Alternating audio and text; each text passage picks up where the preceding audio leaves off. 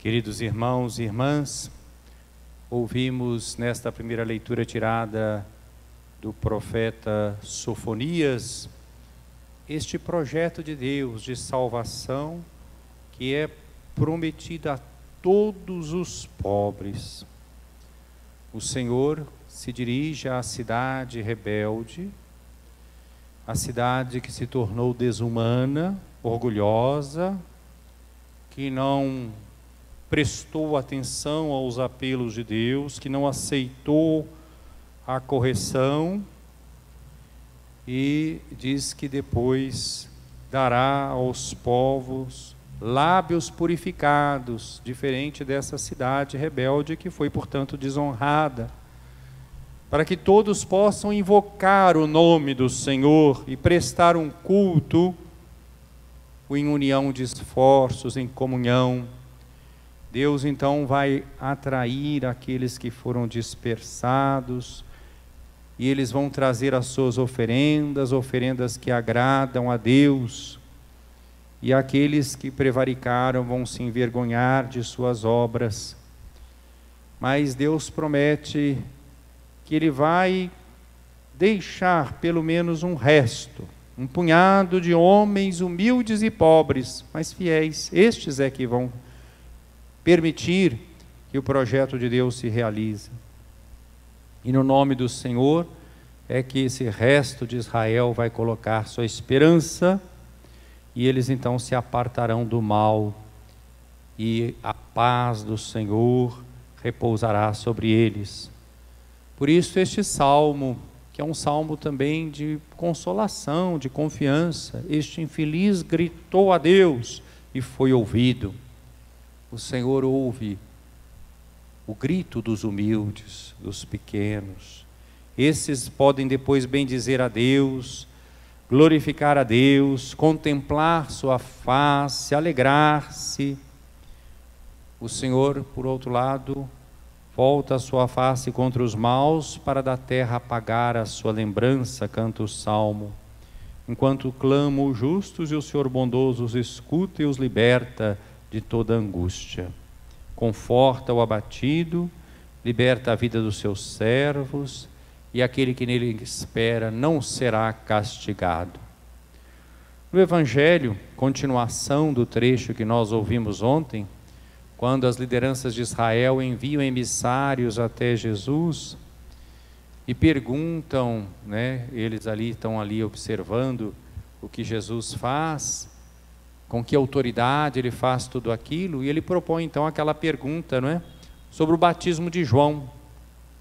Ele diz que responderia a pergunta deles, com que autoridade ele realiza a sua obra, se eles também respondessem àquela pergunta sobre a origem do batismo de João. É do céu ou dos homens? E eles responderam por cálculo, não sabemos, porque se dissessem que era do céu, Jesus poderia dizer por que eles não seguiram. Se dissesse que era dos homens, eles tinham medo da opinião dos outros. Logo então, na sequência, vem esse evangelho que hoje foi proclamado. Jesus também vai dizer aos chefes dos sacerdotes, aos anciãos do povo, essa pequena história. Que vos parece? Um homem tinha 2 filhos, e dirigiu-se ao primeiro, e disse: filho, vai trabalhar hoje na vinha. E o filho, mal educado, assim num rompante, disse: não quero. Mas depois se arrependeu, mudou de opinião e foi. E o outro filho, ele disse a mesma coisa, vai trabalhar na minha vinha. E esse, muito educado, disse: sim, Senhor, eu vou. Mas não foi. Qual dos 2 fez a vontade do Pai? Diz Jesus a essas lideranças de Israel. Até uma criança sabe responder essa pergunta. Qual dos 2 fez a vontade do Pai? Mas veja que a pergunta faz com que eles possam refletir sobre o próprio comportamento. E os sumos sacerdotes e anciãos do povo responderam: o primeiro, o que disse não, mas foi. Nenhum dos 2 filhos é um bom exemplo, O ideal seria que dissesse sim e fosse, Um disse não, mas foi. Outro disse sim, mas não foi. A gente tem que ligar como ensinava Santo Agostinho, um trecho da Escritura com o outro para perceber o sentido. No mesmo Evangelho de Mateus, lá no capítulo 7, no final do Sermão da Montanha, Jesus disse assim: não é aquele que diz Senhor, Senhor, que vai entrar no reino dos céus, mas o que faz a vontade do Pai que está nos céus. A questão não é dizer Senhor, Senhor, mas é fazer. E aqui nós temos que ficar atentos, porque nós todos que estamos aqui nessa missa, e os que estão acompanhando também pelas redes sociais, somos da turma que disse, sim, Senhor, né? Porque nós acreditamos, por isso nós estamos aqui, participando dessa celebração. Agora a gente tem que fazer a segunda parte, não só dizer sim, Senhor, mas fazer a vontade de Deus, né? Nós somos desses que dizemos sim, Senhor. Então, o que Jesus disse para eles, depois que eles responderam o primeiro? Em verdade vos digo, as prostitutas e os publicanos vos precedem no reino de Deus, porque João veio até vós num caminho de justiça, e vós não acreditastes nele. Ao contrário, os publicanos e as prostitutas creram nele. Quer dizer, aqueles que disseram, de certa forma, não ao projeto de Deus, pela sua vida pecaminosa, depois se arrependem. E quando João começou a pregar, foram até João, para receber o batismo de conversão e fazer penitência pelos seus pecados. Num primeiro momento disseram não, mas depois acolheram, né? Então Jesus está mostrando uma outra perspectiva. Nós devemos então estar atentos nesse tempo do advento a esse movimento de conversão. Não só dizermos sim, Senhor, mas realizarmos em nossas vidas a vontade do Pai.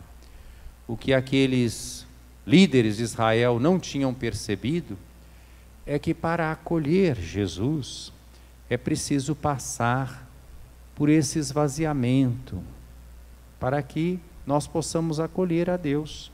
Primeiro temos que reconhecer as nossas faltas e nos abrir, reconhecer necessitados que nós todos somos, da misericórdia de Deus, da graça de Deus. Dizer sim e realizar a vontade de Deus em nossas vidas. Que esse tempo do advento, a novena de Natal que hoje iniciamos, esse tempo de oração, nos ajude a fazer uma revisão de vida e a dizermos com sinceridade, sim, Senhor, eu quero trabalhar na Tua vinha, e realmente sermos uma presença de luz, de paz, de bem, em nossas famílias, no nosso trabalho, nas nossas comunidades, nos ambientes que frequentamos. Louvado seja nosso Senhor Jesus Cristo. Para sempre seja louvado.